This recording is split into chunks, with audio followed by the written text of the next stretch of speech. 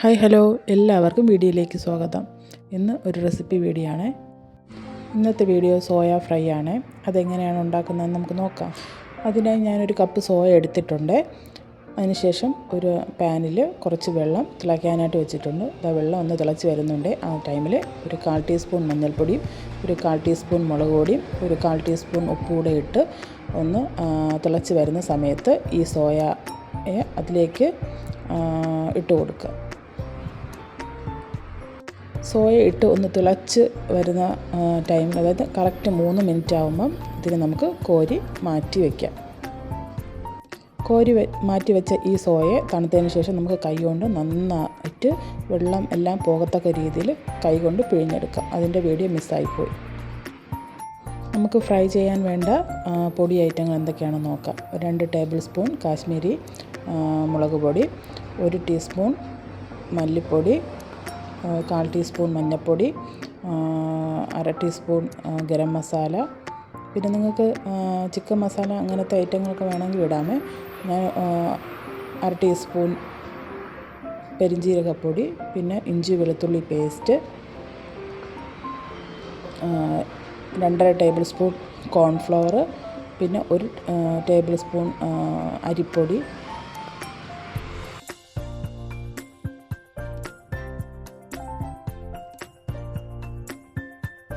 ആവശ്യത്തിന് ഉപ്പ്,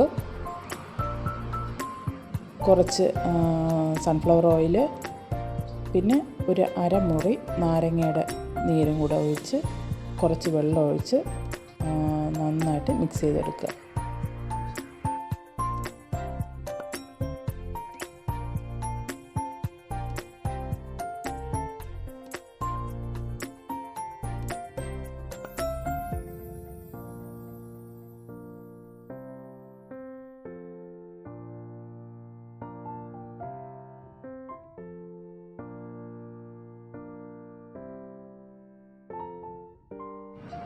നന്നായിട്ട് മിക്സ് ചെയ്തെടുത്ത ശേഷം നമ്മൾ വെള്ളമൊക്കെ കളഞ്ഞ് വെച്ചിരിക്കുന്ന സോയ ഇതിലേക്ക് ചേർത്ത് നന്നായിട്ട് കൈ കൊണ്ട്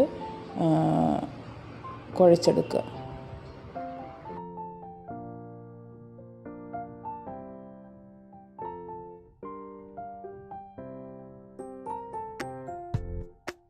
നന്നായി സോയയിൽ കൂട്ട് തേച്ചെടുത്ത ശേഷം നമുക്ക് ഒരു അരമണിക്കൂർ റെസ്റ്റ് ചെയ്യാൻ വയ്ക്കാം. അരമണിക്കൂറിന് ശേഷം ഒരു പാൻ അടുപ്പത്ത് വെച്ച് ആവശ്യത്തിന് എണ്ണ ഒഴിച്ച് കൊടുക്കുക. അതൊന്ന് ചൂടായി വരുമ്പം അതിലേക്ക് ബാച്ചായിട്ട് നമുക്ക് സോയ ഇട്ട് ഫ്രൈ ചെയ്തെടുക്കാം.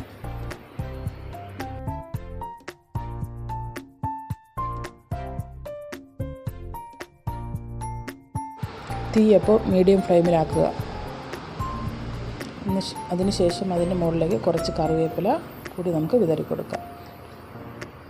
ഒന്ന് മൂത്ത് വരുന്ന സമയത്ത് നമുക്കിതിനെ ഒന്ന് മറിച്ചിട്ട് കൊടുക്കാം.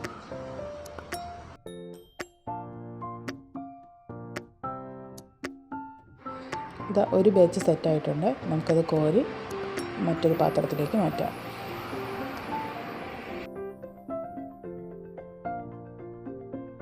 ഇനി അടുത്ത ബാച്ച് നമുക്കിതുപോലെ ഇട്ട് കൊടുക്കാം.